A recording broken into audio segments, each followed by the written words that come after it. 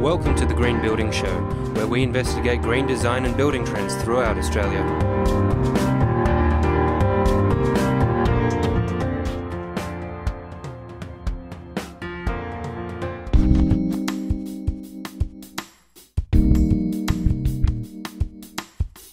And this week on the Green Building Show, we're continuing our look at style trends to inspire and energise for your home build or renovation. Have you noticed that lots of walls around our cities are getting a radical makeover? They are in fact going green. It's a relatively recent phenomenon known as vertical gardens or green walls, and they're just about the latest trend in landscape gardening.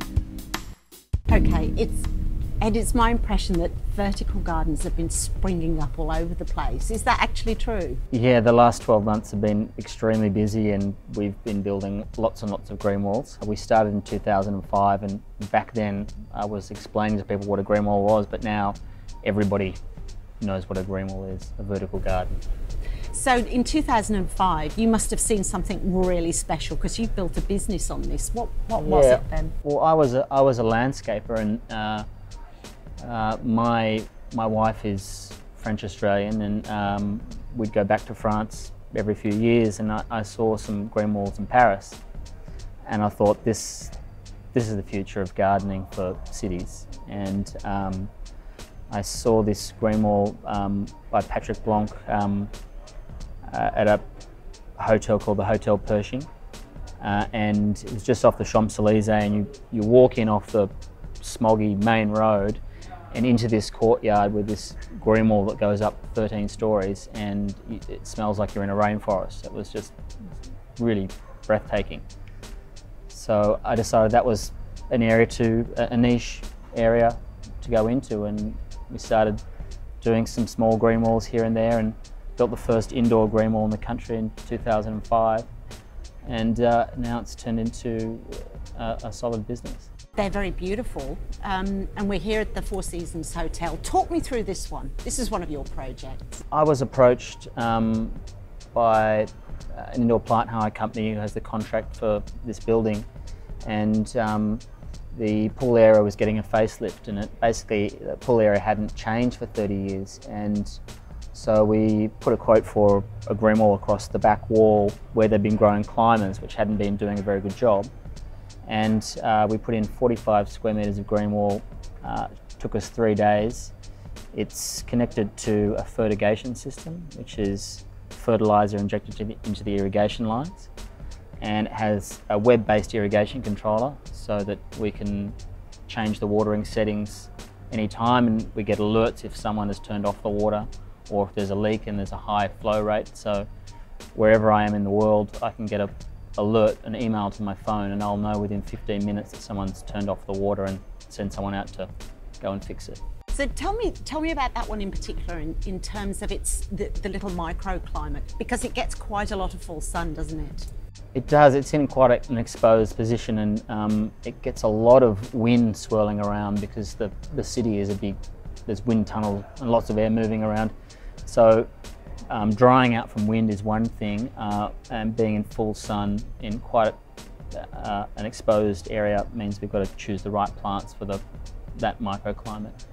So what particular plants are we looking at in terms of, hot places? Because I would imagine that many people would want these on their little apartment balconies. So what are we looking for in terms of plants? Well, up there at the pool there's philodendrons, there's agapanthus, there's bird's nest fern, there's aspleniums, bromeliads, succulents, a lot of things that can handle a lot of light. And then towards the western end of the green wall there's areas where it gets a lot less light and it's a bit more shaded, so we put in different species there. But it's like any garden, you choose the right plant for the right position, and if you get that right, then the plants are going to be happy. If the plants are happy, the plants are going to look good and the green wall look good. So it's 80% plant choice, getting these things right. There's a lot more to green walls, aren't there? I mean, they're really kind of eco-friendly. Yeah, well, I think one of the main reasons people want a green wall is because they look beautiful. But for me, the more compelling reasons to have a green wall are their air cleaning qualities, their water cleaning qualities, the acoustic baffling qualities they have, as well as the thermal quality they have in keeping buildings cool. And if you can shade a building, a hot west-facing wall with a green wall, there's a small gap between the green wall and the building, which allows air to move in and out. If you can keep that area cool by 5 degrees in comparison to the area outside the green wall, you can reduce your air conditioning usage by 50 to 75%. So there's a compelling financial reason if you have a hot west-facing wall that you can cool the building down by not letting it heat up in the first place. How easy is it to maintain?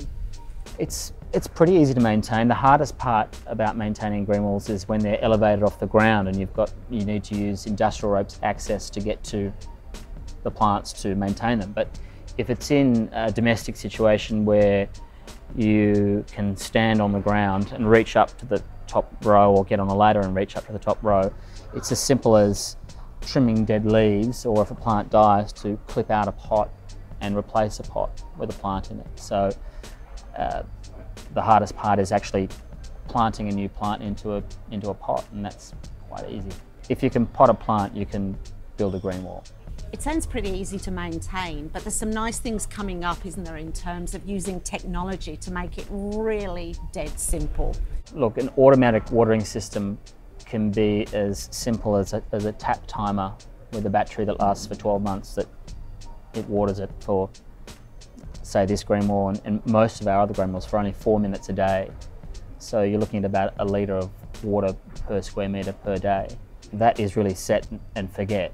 Final question, how much? We're talking about, say, a 2-bedroom flat in an apartment block with a small balcony. How much is it going to cost me to put up a green wall there? Look, for 2 or 3 square metres, we can install something for $2,000 to $3,000, but you could buy the product from us and do it yourself for, around $300 a square metre, $400 a square metre with everything, mature plants.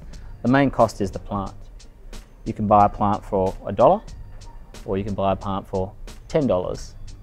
So at 50 plants a square metre, there's a lot of plant.